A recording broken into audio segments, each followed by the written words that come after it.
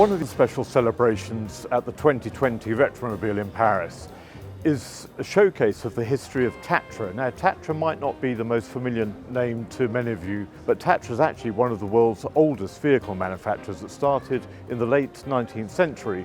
Tatra started both as a truck maker and a passenger car maker and carried on making cars really until the end of the communist era, when really demand for their cars dropped away as peoples, politicians and so on favoured the more prestigious German brands.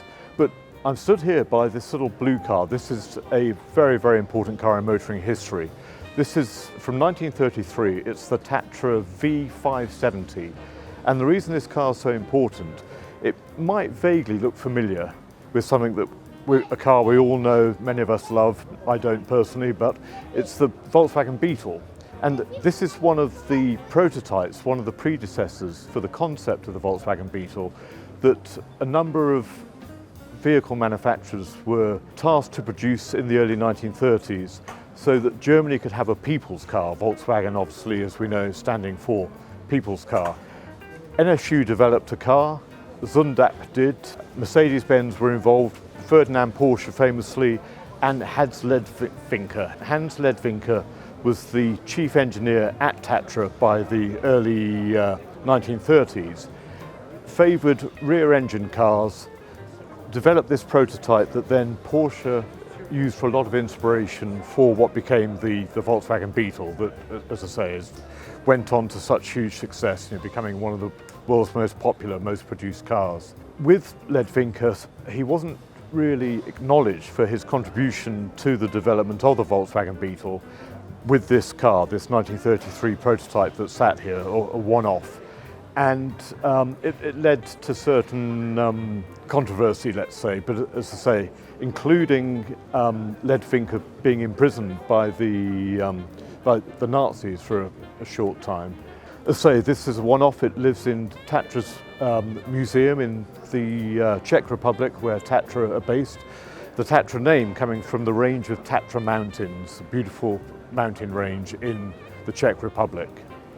As I say, it's a real pleasure and honour to see this car. It's one I've seen in many books, websites over the years, never actually seen in the flesh until now, and here it is. So for Retromobile, the organisers of the event, working closely with Tatra, with the museum, with a body of Tatra enthusiast clubs in France, in the UK, in the Czech Republic, to get this car here, say, is really something quite special.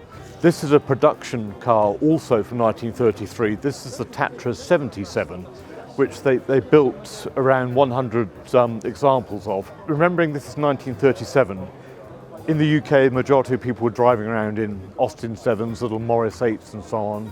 The Germans in various Wanderers, DKWs, Mercedes-Benz, but say that the Czechs had this car. A phenomenal thing, rear engine with a huge V8 engine, an incredible piece of design for 1933, incredibly aerodynamic, again engineered by Hans Ledwinker. Just, it must have looked like a spaceship, something from out of this world in 1933 when these were running on the roads. And it really set the pattern for all of the remaining production Tatra cars until they stopped production in the late 1990s. So, say, a large 8-cylinder engine, rear-mounted, made the handling a little tricky. I've driven one of the later models of Tatra 603 quite a bit. They can be a little twitchy. It's like a Porsche 911 on acid, on steroids in many ways. These became very popular during the war with senior members of the Nazi Party, and it became slightly known as a Nazi killer because the handling, you had to have your wits about you to know how to get the best out of one of these cars, and if you didn't, they were very fast, very, very quite quiet because all the sound from the V8 engine was behind you. But as I say, the handling could be tricky, particularly in sort of harsh winter conditions. So a lot of them went off the road, flying through hedges backwards, through brick walls and so on. And as I say, a few came a cropper, sadly, behind the wheel of one of these. Majority of, in fact, all production was right-hand drive, despite Czech Republic driving on the other side of the road.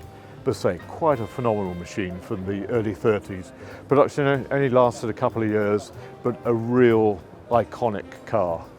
And as I say, just totally space age. Even now, you know, so many, almost 100 years later, it still looks phenomenal and very, very modern. Great thing to see.